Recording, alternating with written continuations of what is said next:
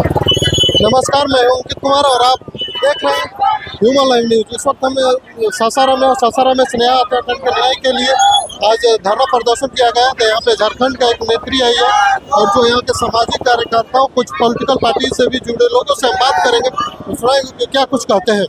हम स्नेहा की माँ से बात करेंगे और क्या कुछ कहते हैं हम सुनवाते हैं। आप अपनी बेटी के लिए कुछ सड़क पे उतरी है, क्या कहना? अभी तक हमारी बेटी का कोई इंसाफ नहीं मिला, कोई गुनहगार नहीं पकड़ा गया, इसीलिए हमको दोबारा रोड पर आना पड़ा। किससे उम्मीद है कि न्याय मिलेगा? हाँ, योगी जी से अनुमान है कि हमको न्याय मिलेगा। आपके बेटी के पक्ष में झारखंड से कुछ बेटियां चल के आई हैं, उनके लिए क्या कहना? झारखंड की बेटियां इंसाफ दिलाने के लिए आई है, हमको भरोसा दिलाई है कि आंटी हम स्नेहा बहन को इंसाफ दिलाएंगे। देखिए, जैसे कि माँ का साफ कहना है कि जो झारखंड से बेटियां आई हैं, तो झारखंड के जो बेटियां आई है उनसे उम्मीदें हैं कि हमारी बेटी के न्याय दिलाने का काम करेंगे। क्या आप स्नेहा के लिए नया में आप घूम रहे हैं, क्या कहना चाहते? स्नेहा को न्याय के लिए हम लोग कृत संकल्प है और जब तक यूपी सरकार द्वारा इसको न्याय नहीं मिल जाता ये हम लोग का जारी रहेगा।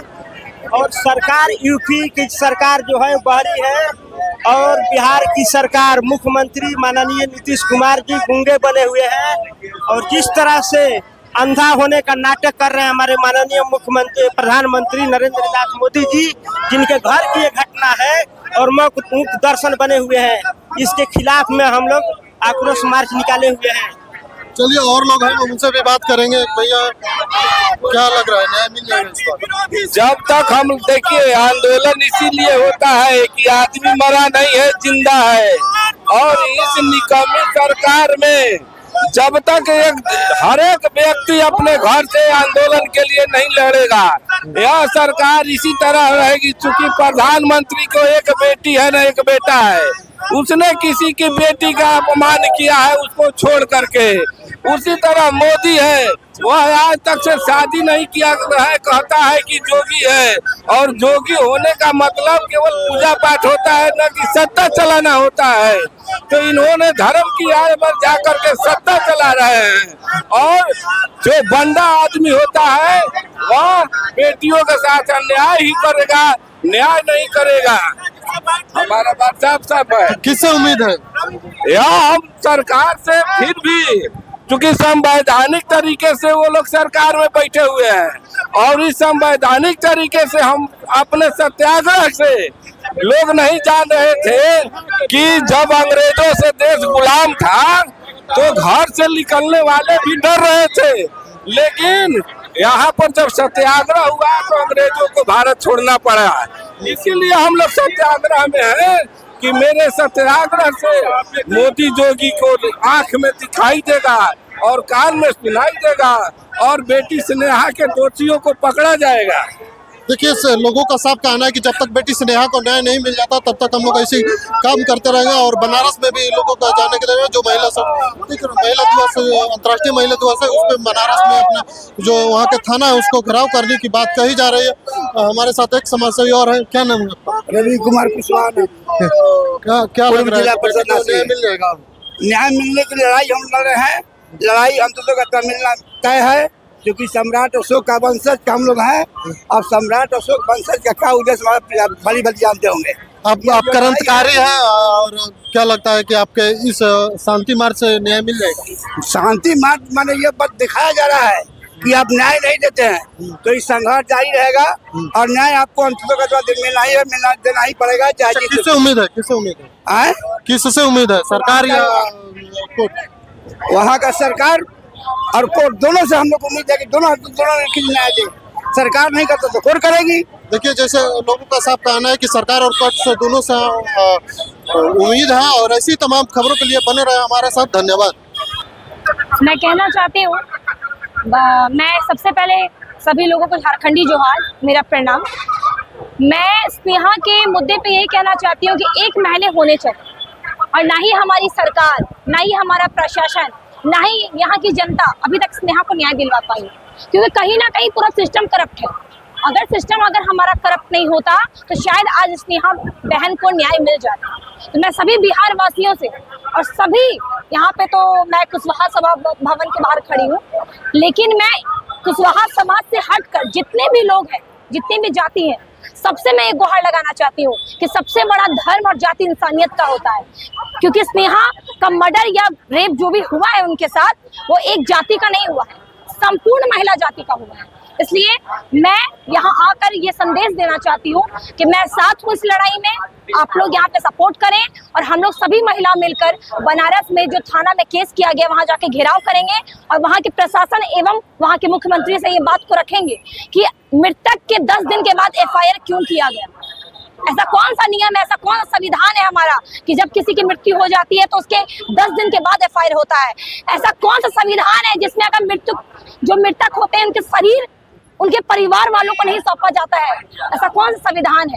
ये कहीं ना कहीं मिली भगत है, बड़े बड़े लोग शामिल हैं, चाहे वो पद के हों, प्रतिष्ठा के हों, नेतागण हो, प्रशासनगण हो, ये सब यहाँ पे करप्ट है। और हम लोग महिला उत्थान के लिए, स्नेहा बहन के लिए झारखंड की धरती से चलकर आए हैं और बिहार की स्नेहा बहन को न्याय दिलाने में हम लोग पूरा योगदान देंगे। झारखंड से बिहार आए जी, और बिहार आकर यूपी की बात कर जी, बिहार में सुशासन बाबू की सरकार है जी, और मैं बुलडोजर बाबा की सरकार है, जो कि दोनों विधि व्यवस्था के लिए स्ट्रिक्ट माना जाता है। जी, अब कैसे सवाल खड़े? मैं सबसे पहली बात कि हम एक लोकतांत्रिक भारत में रहते हैं। लोकतांत्रिक भारत में होने के नाते हम कोई भी सवाल, कुछ भी न्याय की बात हो या किसी मुद्दे की बात हो, हम हक से उठा सकते हैं। इसमें मैं किसी नेतागण में टिप्पणी नहीं करना चाहूंगी, क्योंकि मैं अगर बोल दी तो शायद किसी नेतागण को बुरा लग जाएगा, क्योंकि यहाँ सब मिले होते हैं बस TRP और बस अपने आप को एक अखबार में छपाने के लिए। लोग यहाँ पे बस आश्वासन देने आते हैं स्नेहा की मां को।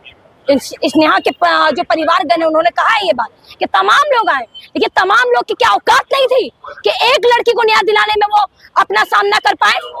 किसी की औकात नहीं होती है, क्योंकि यहाँ पे लोग सोचते हैं कि ये मेरे घर की बेटी नहीं है। मैं कहती हूँ स्नेहा का मर्डर नहीं हुआ है, स्नेहा का बलात्कार नहीं हुआ है, संपूर्ण नारी जाति का बलात्कार हुआ है। और ये तो धिक्कार है हमारे समाज में कि 30 दिन से ज्यादा हो गए और अभी तक हमारी बहन तड़प रही है, उनकी आत्मा को शांति नहीं मिला है। वो रो रही होगी, उनका विश्वास होगा बिहार वासियों से, अपने परिवार वासियों से कि मेरी माँ, मेरा समाज मुझे न्याय दिलाएगा। और यहाँ पे पद में बैठे वाले लोग, बस नेता की बात नहीं कर रही हूँ, प्रशासन अधिकारी की भी बात कर रही हूँ। अगर हर इंसान, हर पद प्रतिष्ठा वाले अगर अपना काम ईमानदारी से करे सर, तो आज हमारे पूरे भारत में कभी क्राइम नहीं होगा, क्योंकि लोग में डर रहेगा। इसलिए हम लोग 5 महिला झारखंड की धरती से आए हैं और 8 तारीख को अंतर्राष्ट्रीय महिला दिवस के दिन हम लोग कम से कम 250-300 महिला बिहार एंड झारखंड मिला के भेलपुर थाना घेराव करेंगे, वहां की सरकार से बात करेंगे, बात को रखेंगे कि आखिर हमारी स्नेहा बहन को क्यों नहीं न्याय मिला। मैं कुशवाहा समाज से नहीं हूँ, लेकिन मैं आपको ये बताना चाहती हूँ इस वीडियो के माध्यम से कि मैं किसी जाति धर्म को लेकर आगे नहीं आई हूँ, किसी पार्टी पॉलिटिक्स को लेकर आगे नहीं आई हूँ। मैं संपूर्ण महिला जाति के लिए आगे आई हूँ और इंसानियत के धर्म को स्थापित करने के लिए आई हूँ।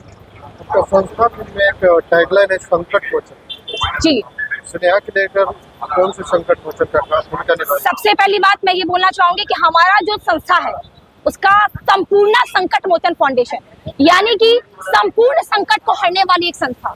हमारा जो हमारा जो संस्था है उसमें मैंने टॉपिक रखा है मानवाधिकार, स्वास्थ्य, महिला उत्थान, एजुकेशन, यानी मैं संपूर्ण जितने भी मुद्दे हैं उसमें मैं बात करूंगी।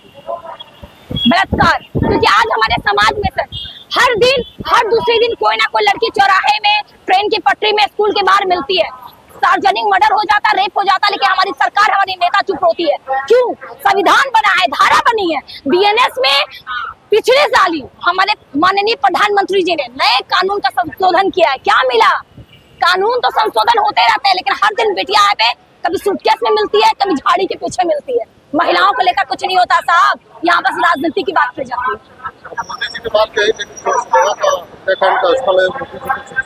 जी, मैं माननीय मोदी से गुहार लगाना चाहूंगी, अपने योगी आदित्यनाथ जी से गुहार लगाना चाहूंगी कि आपके इलाके में, क्योंकि सिर्फ बनारस उनका इलाका नहीं रहा, पूरा भारत उनका है, तो अगर ऐसी घटनाएं होती हैं तो फिर सरकार हमारे ये नारा क्यों लगाती है कि बेटी बचाओ और बेटी पढ़ाओ? बेटी सुरक्षित ही नहीं रहेगी तो बचेगी कैसे, पढ़ेगी कैसे?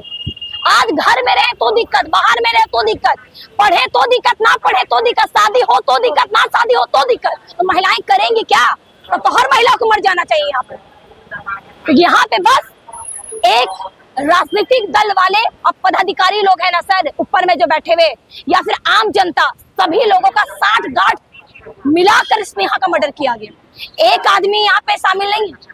अगर इतनी औकात थी बनारस, वाराणसी, भेलपुर थाना के थाना प्रभारी को, तो उनको ये सोचना चाहिए कि जो हॉस्टल में वो रहती थी उसके ऑनर को 1 महीने में पकड़े क्यों नहीं पकड़ा गया। आज हमारे समाज में एकता नहीं है। अगर हमारे समाज में एकता होता तो कोई भी बेटी के साथ गलत नहीं हो सकता है। ये चीज है। तो हमारे समाज पूरा करप्ट है यहाँ पे, ऐसा नहीं है। हमारे जितने भी लोग पदाधिकारी अधिकारी जो पद में बैठे हुए हैं, उसमें से अधिकतर 65% लोग सब भ्रष्ट हैं। गरीब की बेटी लूटती है तो वहाँ अभी मुझे बताया गया, स्नेहा के जो परिवार वालों हैं उन्होंने मुझे आज बताया कि वहां पे इनको बोला गया था, वाराणसी थाना के लोग बोले थे, अरे बिहारिया लोग, अरे क्या कर लेगा, गांवार जाहिल होता है। तो क्या ये योगी जी यही सिखा रहे हैं वहां के प्रशासन को? वहां के प्रशासन इतनी घटिया बात बोलेंगे बिहारी के बारे में, झारखंडी के बारे में, कि गंवार जाहिल है। तो अगर वो इतनी ही एजुकेशन है उनके पास, वो क्यों नहीं पकड़े? सवाल यहाँ होता है सर कि 10 दिन क्यों लगा FIR होने में, पहला सवाल। दूसरा सवाल कि रोड एक्सीडेंट हो, बलात्कार हो, नाली में गिरे, हम लोग का ये होता है, नियम है, नियमता कहता है हमारे संविधान का कि हम बॉडी को घर वाले को देंगे।